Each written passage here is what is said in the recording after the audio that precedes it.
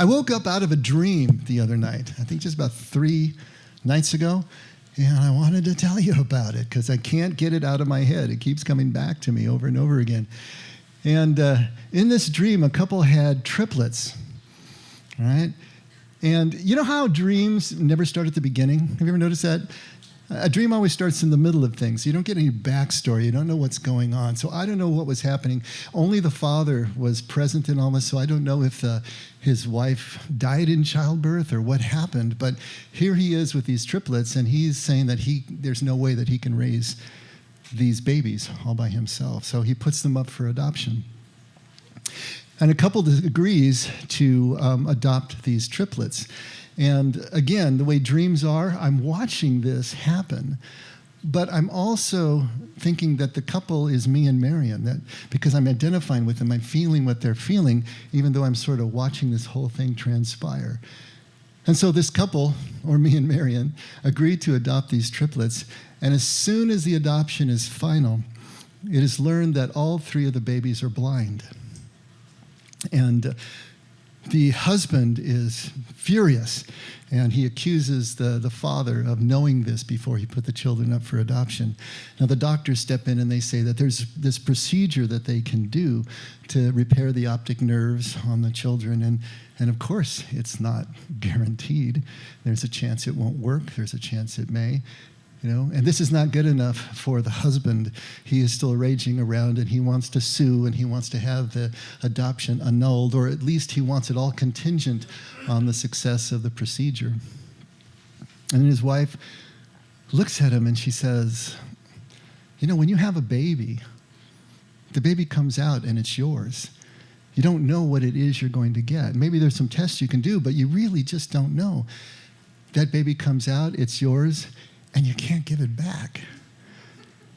And she says, she's talking to her husband, you are an entrepreneur. You have started businesses up from the ground over and over again. You, of all people, should know that a life that is not being lived in risk is not being lived at all. And then I woke up.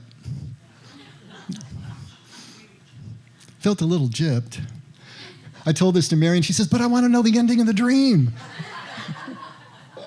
Isn't it? I don't know. Do you all have dreams like this? I mean, this is so involved. Normally you don't remember dreams, but I guess because I was thinking about it so much, it's kind of in there now. But a life that's not being lived in risk is not being lived at all. And, how the ending of the dream would have taken place, what the decision finally was, is really not the point, is it? Leaving it as a non-answer kind of turns it over to us, puts the choice on us. What would you do in a situation like that? I know what you're going to say. You never would have gone for triplets in the first place, right? And who in their right mind would go for triplets, right? But I can't get this dream out of my head. It keeps coming back to me, and really it's all about the risk. It's all about risk. The truth is, and here's the truth, we are all at risk. Every moment, since our first breath. In the womb, we were at risk. Now, some of you have heard about my skydiving story. If you haven't, you're just not going to hear it today either. But suffice it to say, that's for another time. And there's a chapter in the book that you can read too if you want to. It was an amazing experience. But suffice it today to say that at one point in my wayward life, I agreed to jump out of a perfectly good airplane at 12,500 feet. And what I realized, there was an insight that came to me about the whole day. It was kind of a growing insight. But what I realized is that we are all free-falling. Right now, as you sit here in this room, we're all free-falling. We've been free-falling since the moment of our birth. Since the moment that we were pushed out of our mother's fuselage, right? We have been free-falling ever since to the moment or the ground of our death. And there's nothing we can do about that. Can't get back in the plane, right? We are along for this ride. You could say that we didn't ask for it. Maybe we did, who knows, but we don't remember that. The point is, like a dream, you don't remember the beginning of it, but here we are free-falling. And the only question is, how are we going to meet the ground of our death? Is it going to be kicking and screaming in abject terror at 120 miles an hour? Or is it going to be with a nice flare where you just break the sail and step into the ground like you step out of bed in the morning? That's really the question. How are we going to do this? See, the question isn't whether we can live without risk. The question is whether we accept the risk of simply being alive, of just sitting here and breathing. Any security that we think we have is an illusion. There is no security. Now, we pile things up around us. We'll pile up money, we'll pile up material goods to try to give us a hedge against the threats that we see or the ones that we can imagine. But when it comes right down to it, I mean, has it dawned on you how frail we really all are? How at risk we really all are? That anything can happen at any moment, no matter how deep your bunker is, no matter how big your bank account is, anything can happen at any moment. We're here literally at the grace of God. We're here literally as vulnerable and frail dependents, but we don't want to see it that way. That's too frightening for us, and so we build up all these illusions. Now, I realized as I was thinking about the dream over the last few days that it reminded me of the book of Job, which we just talked about last week, right? In that there was this dialogue, this dialectic going back and forth between the husband and the wife, just as there were between Job and his friends throughout the book of Job. You know, these opposing ideas that were being discussed and were clashing against each other.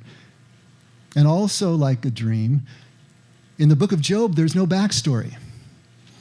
We don't know how Job got to be so wealthy. How did he amass his wealth? Was he born into it because his father was rich? We don't know how that happened. We just know that he was very wealthy at the beginning of the story. And this is Satan's accusation before God about him, that Job never really knew risk. He never really knew what it was like to live in risk or to lose. And if he were put at risk, then he would curse God to his face. That was the whole point and the whole wager that was being waged up in heaven.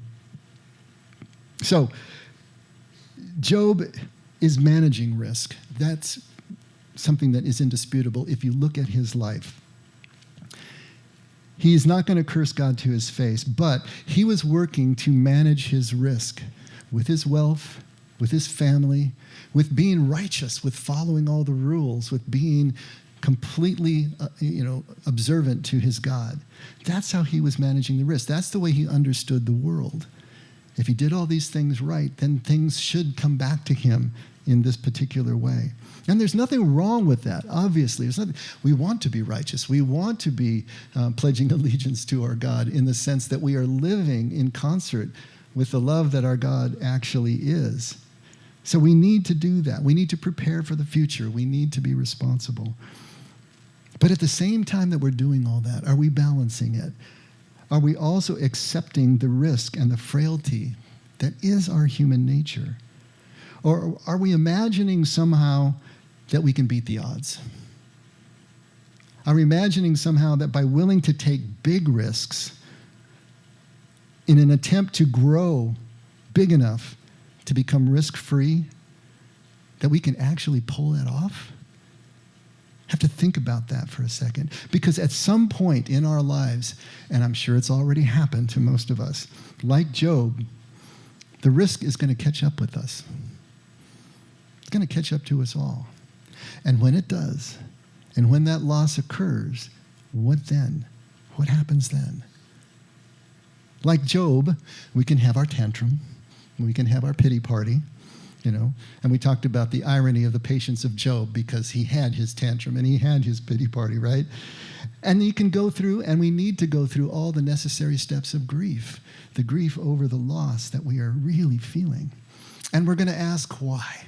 Why, God? Why is this so? Why does this have to happen? Why do bad things happen to good people? But when we are finally and fully confronted with what we can't know, remember God from the whirlwind, right? speaking from the mystery, from the uncontrolled chaos, from the power that we will never understand, are we going to react the way Job did? That's a question to ask ourselves. And we can't maybe truly know the answer until we're actually there. But take a look at how Job answers. At Job 40, starting at verse 3, Job answered the Lord and said, "Behold, I am insignificant." Don't you love that? I am insignificant. What can I reply to you? I lay my hand on my mouth. Once I have spoken, and I will not answer, even twice, and I will add nothing more. This is the genius of Job. This is why he got a book, right? Not because he didn't react badly in the beginning, like any one of us would have, but when he was finally confronted by what he can't know, when God finally got it across to him, where were you when I laid the foundations of the earth? How can I explain to you what's going on here? How can you possibly understand? When Job finally realized that just to accept life as life is without understanding, as the move toward trust was what he needed to accomplish, then he was able to fall back into this place, to realize that risking big is just another attempt at control. To build these businesses, to build these great things, and to risk in that way is just another attempt at control. Another attempt to try to minimize and manage risk. And as the prophet in Ecclesiastes said, it's vanity. It's meaningless. It's a striving after the wind. It's not going to work. So Job realizes this.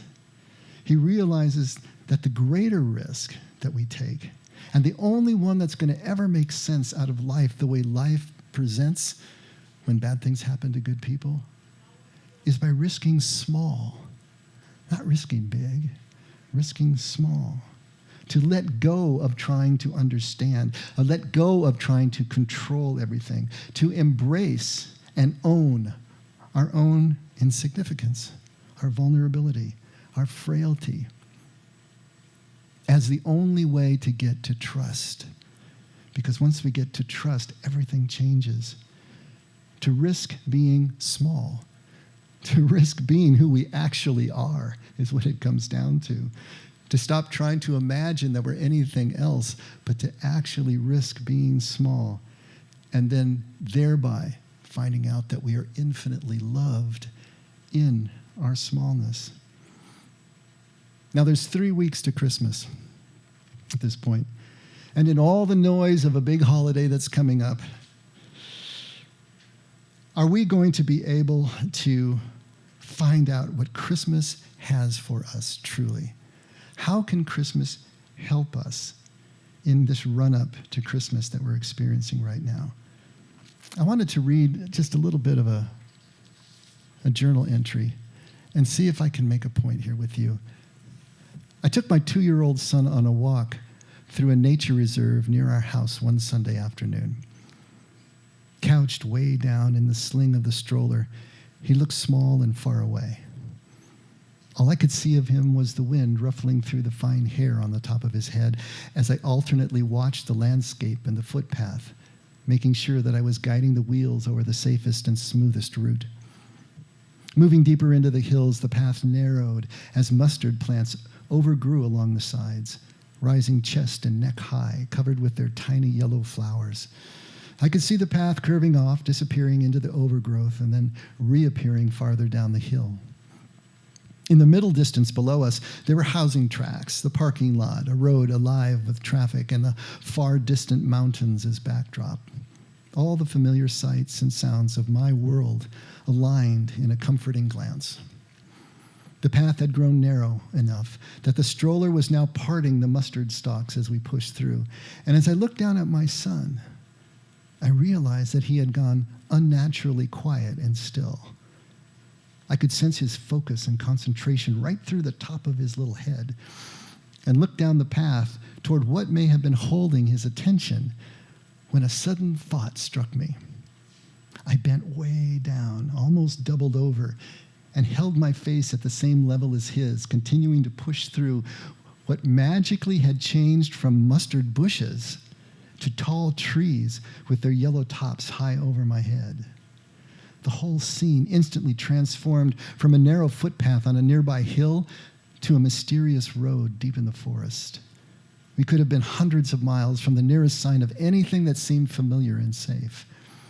I could imagine we were traveling a hobbit road through Middle Earth, that horses with armored riders would come thundering around the next curve at any moment, filling the scene with flying clumps of earth, flared nostrils, and the glint of hardened metal. By simply lowering my position, I had left the world with which I was so familiar and comfortable and had entered a new one, the world of my child, a world viewed from only 3 feet off the ground, where even a rutted footpath could hold any promise or possibility. I had been given just a glimpse of whatever it was my boy was seeing in all its newness and mystery, but it was enough to begin to understand. Lowering my point of view, lowering your point of view, changes everything. The world looks different from 3 feet off the ground, from 3 feet high. You ever thought about how you find something that was lost by a child? Child loses something and you want to find it. You know what you got to do? You got to get down on your knees and look at the room from 3 feet off the ground, and suddenly you're going to see all these little nooks and crannies that you don't see from 5 or 6 feet up. You know, you got to get down there. You ever thought about why people get so depressed at Christmas time? What is it about the holidays? What is it about Christmas time that creates this depression, this feeling of emptiness? I think it's because we learned Christmas, we processed Christmas from a viewpoint 3 feet off the ground, and we continue to try to recreate it from a viewpoint 5 or 6 feet off the ground, and we can't find it. It's not there. You want to reinvestigate Christmas? Come back down to 3 feet off the ground, and everything can change at that point. You see, Jesus started small, like every single one of us. Take a look how Paul describes Jesus starting small at Philippians 2, starting at verse 5. He says, "Have this attitude in yourselves, which was also in Christ Jesus, who, although he existed in the form of God, did not regard equality with God a thing to be grasped," right? To be held onto, to be dammed up, but emptied himself, taking the form of a bondservant, and being made in the likeness of man. Being found in appearance as a man, he humbled himself by becoming obedient to the point of death, even death on a cross. So what did Jesus do? He risked starting small, as an infant, as a child. And throughout his life, he never stopped being childlike. Even as he grew up physically, he retained that quality. And then beyond just being a helpless infant, the Gospels give us these details. He was lying in a manger. They're talking about abject poverty. He didn't just come here as a helpless infant. He came as one who was poor, who was powerless, who was marginalized in his class. He was invisible to the world, invisible to the authorities. He was insignificant. He risked starting small, something that is so frightening for every one of us to do. In other words, Jesus was anavim. We've talked about this word before. The Hebrew word anavim comes from the root word anav, which means to bow down. And so the anavim were the lowly, they were the poor. But at the same time, they were marginalized and they were even oppressed. They were aware of the condition that they were in, but without any resentment. They accepted the position they were in. And it allowed them to be completely reliant on God, because there was really no place else they could see in their lives where they were going to get the provision that they needed. It changed their heart from the inside out. The Jews looked at it as the ideal spiritual condition, the anavim.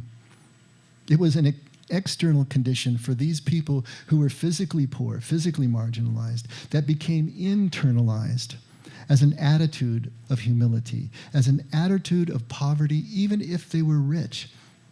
A rich person can be anavim, although it's really difficult to do.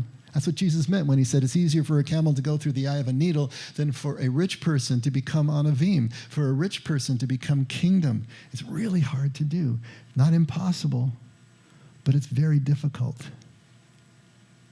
Jesus' metaphors, the ones that he used over and over again to try to get through to his followers, the nature of kingdom, the nature of this only way back to the Father.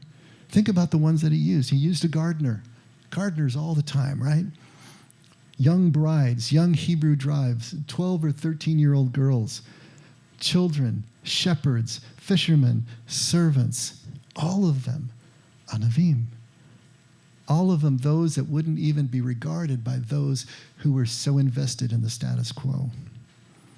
And all of this that Jesus does, all the teaching, all of the metaphors he uses are all pointing to a spiritual truth.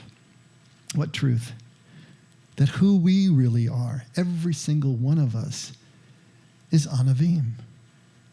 That's who we were born to be. And that's who we really are. When you strip away everything that we accrue to ourselves, who we all are underneath is frail, vulnerable, dependent. And if we can be that and be celebratory at the same time, to have a sense of gratitude, guess what? We are kingdom. We are on this way that Jesus is talking about. What is Richard Rohr? Actually, it's Brennan Manning, one of my heroes. I had a trinity of heroes when I was coming up. It was Thomas Merton, Henry Nouwen, Brennan Manning, right? And Brennan Manning writes, he's being quoted by Rohr here, humility and honesty are really the same thing. A humble person is simply a brutally honest person about the whole truth. You and I came along a few years ago. We're going to be gone in a few years. The only honest response to life is a humble one. And then Rohr chimes in. Alcoholics Anonymous offers a classic definition of humility: stark, raving honesty. Not bad, huh? Humility is honesty. It's being honest about who we really are. That we're small, that we're fragile. Being honest and being accepting of the relationship that we actually have with each other and with God. Accepting our actual nature, accepting our actual identity that we were born into as human beings. Doing that is the only way to live an authentic human life. Nothing else is authentic. It's the only way to live a life in relationship, is to be absolutely clear about who we are and how we relate and what that relationship looks like. Like the gardener of Jesus' metaphor, we are all powerless to make the transformation happen, to make the miracle happen. Jesus tells the great story about the farmer who goes out and plants everything, gets everything ready, waters, does it all, and then he just goes home and goes to bed, takes a nap. And when he wakes up the next morning, that little sprout is poking its head through the soil. The miracle happened while he's sleeping. We as gardeners, we as human beings are powerless to make the miracle happen. We can't make the transformation happen. But what we can do is show up every day to do the work. We can show up faithfully every day to put our relationships together. We can do that much. But we don't actually make it happen. And our egoic minds hate this. With a passion, they hate this. They put up illusions of control, gather wealth and power and prestige to itself to try to imagine that we have some control over this, that we can actually make things happen. But we can never be present to God, and we can never be present to each other until we realize and accept who we really are, until we are liberated into the truth, a truth that then liberates us further. Take a look at Psalms 131. This is actually the third shortest psalm in the book of Psalms. This is the whole psalm right here. O Lord, my heart is not proud, nor my eyes haughty, nor do I involve myself in great matters or in things too difficult for me. Surely I have composed and quieted my soul. Like a weaned child rests against his mother, my soul is like a weaned child within me.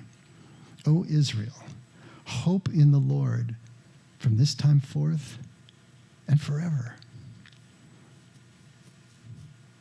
Beautiful description, poetic description of this letting go, accepting our human nature, our smallness, risking being that in what appears to be a hostile world.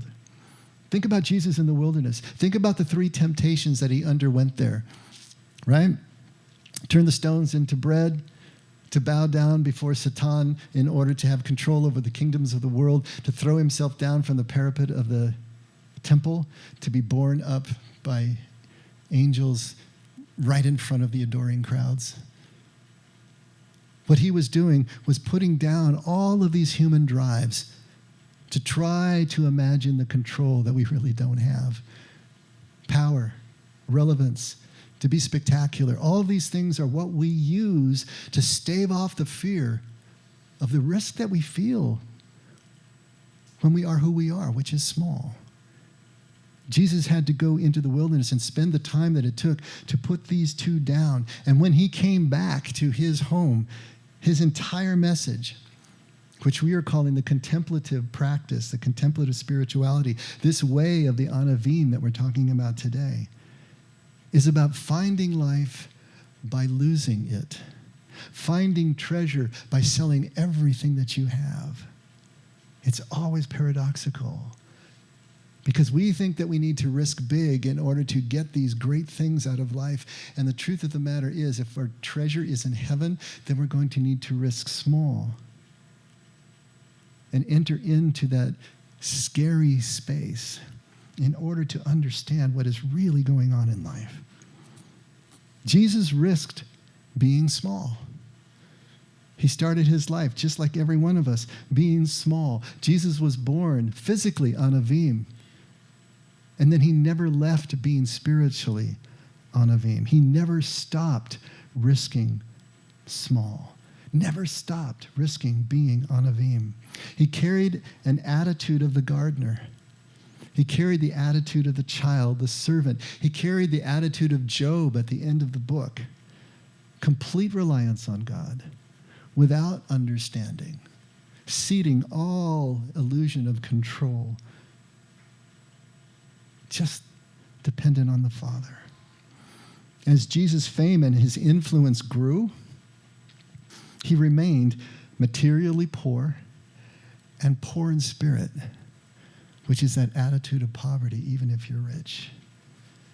Jesus remained always in gratitude, always in humility, always in service, in wonder, at play, always with a sense of humor. He never allowed himself to become a victim of his poverty, but he was never shamed by his poverty either. It was part of who he was. He celebrated it. He was empowered. He was liberated from the need for control. He was liberated from the need for certainty.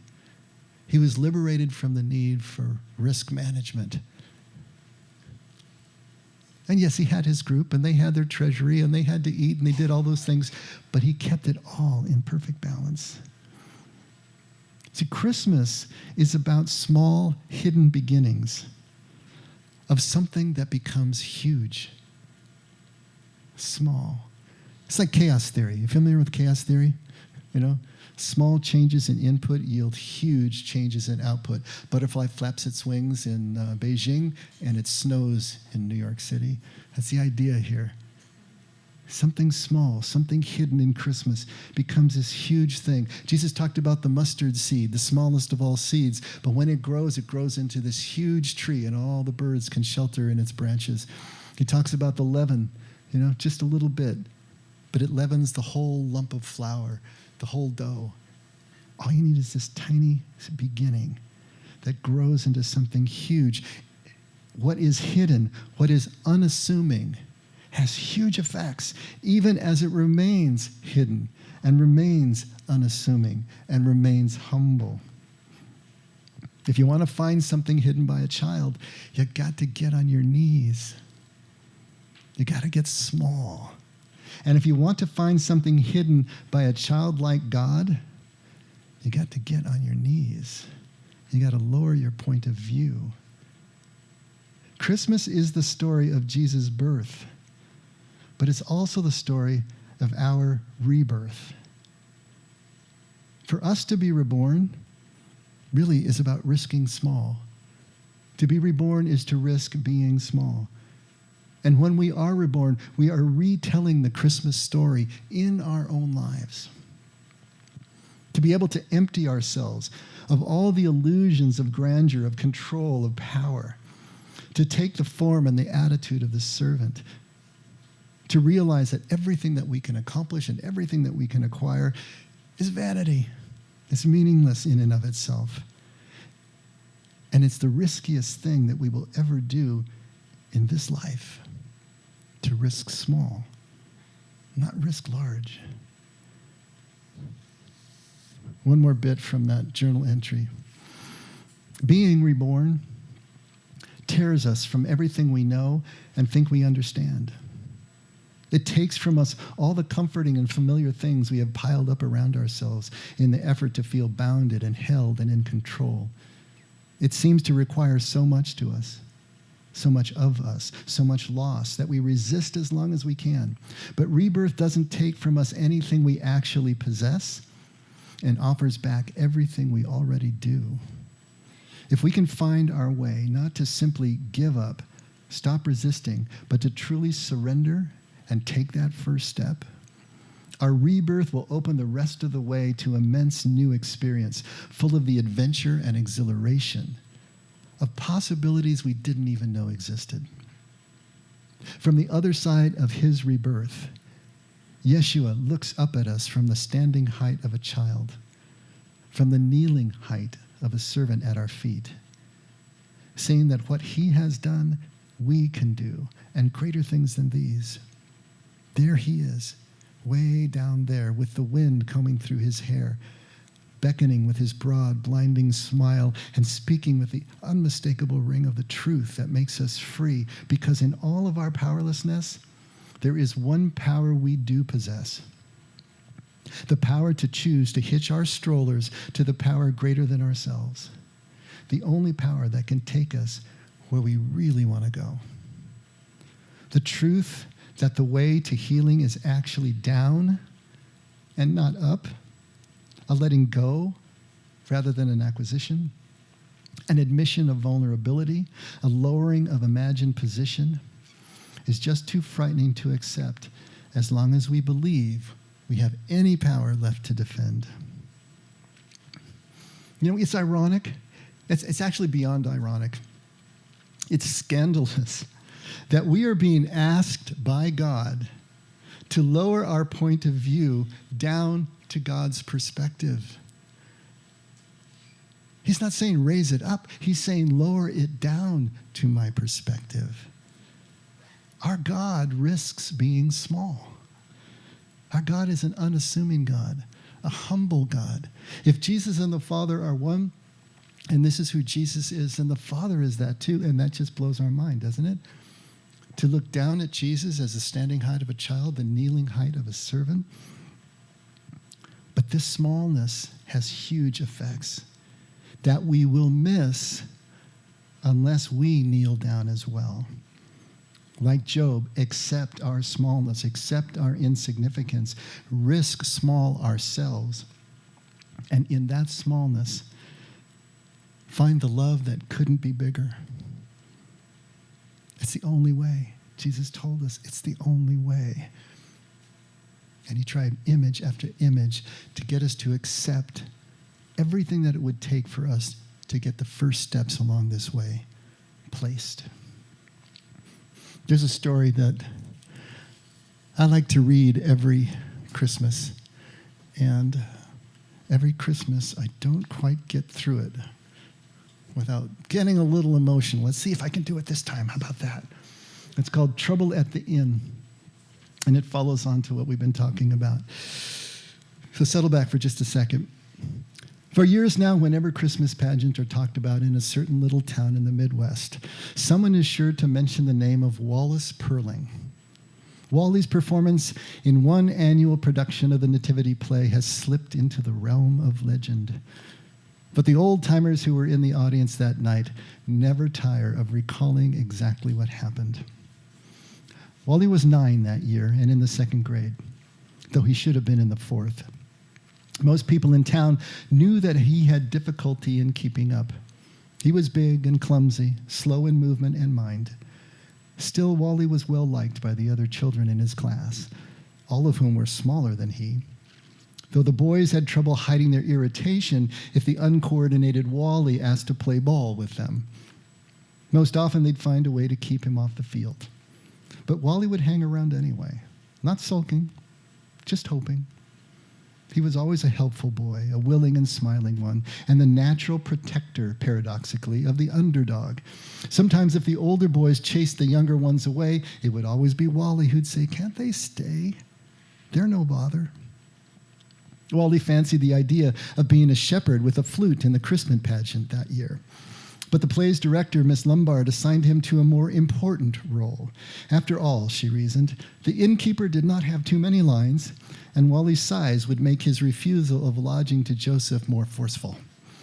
And so it happened that the usual large partisan audience gathered for the town's Yuletide extravaganza of the staffs and the creches of beards, crowns, halos, and a whole stage full of squeaky voices. No one on stage or off was more caught up in the magic of the night than Wallace Perling. They said later that he stood in the wings and watched the performance with such fascination that from time to time, Miss Lombard had to make sure he didn't wander on stage before his cue. Then the time came when Joseph appeared, slowly, tenderly guiding Mary to the door of the inn. Joseph knocked hard on the wooden door set into a painted backdrop. Wally, the innkeeper, was there waiting. "What do you want?"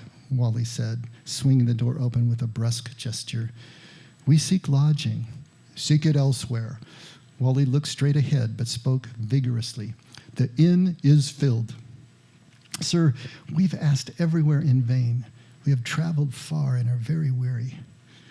"There is no room in this inn for you." Wally looked properly stern. "Please, good innkeeper, this is my wife, Mary. She is heavy with child and needs a place to rest. Surely you must have some small corner for her. She's so tired." Now, for the first time, the innkeeper relaxed his stiff stance and looked down at Mary. With that, there was a long pause, long enough to make the audience a bit tense with embarrassment. "No, begone," the prompter whispered from the stage. "No," Wally repeated, automatically, "begone." Joseph sadly placed his arm around Mary, and Mary laid her head on his shoulder, and the two of them started to move away. The innkeeper did not return inside his inn, however. Wally stood there in the doorway, watching the forlorn couple. His mouth was open, his brow creased with concern, his eyes filling unmistakably with tears. "Don't go, Joseph," Wally cried out. "Bring Mary back." And Wallace Perling's face grew into a bright smile. "You can have my room." How do you recover from that, right? Some people in town thought that the pageant had been ruined. Yet there were others, many others, who considered it the most Christmas of all Christmas pageants they had ever seen. This is the ultimate anavim. Do we have to let the underdeveloped among us hold the title of anavim? Do we have to look down at them as not being fully developed? Or can we see in them the qualities that we need so desperately ourselves, the qualities that Jesus is trying to instill in us as the only ones that can take us to the Father, the only ones that can put us in right relationship where we know that we are loved with a love that we could never give ourselves, and we can face the difficulties and the risks of life with gratitude at the same time. Wally and Jesus were born anavim, just as every single one of us are. But Wally and Jesus never grew out of it. We need to grow back in. Let's pray.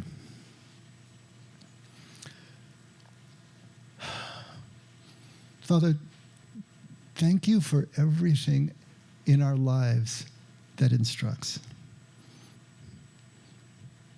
Make us as students be ready when the teacher appears, from wherever he, she, it appears, especially from directions that we don't expect. Help us to be open to be taught, to learn something new, whether it's from a dream or whether it's from a child or a teacher, that we can see the truth in what's being presented to us, especially if it's something that makes us uncomfortable, especially if it's something that offends, especially if it's something that we resist initially. Help us to pay attention there, most consciously, most intentionally, to see what it is that's unfinished in ourselves so that we can take another step closer to you, so we can let go of the risk that we feel and the fear that we feel that is keeping us from our relationship with you and everyone else. This Christmas, Father, help us to see what the story is really trying to get across and how that is absolutely relevant to what's happening in our lives right now. Help us to feel that connection so that we can move in these last few weeks of Christmas season closer to you and each other. And Father, thank you. Thank you for being an unassuming God and for teaching us all that that can bring. And never let us forget, we can only love because you loved us first. In Jesus' name, amen. Let's all stand.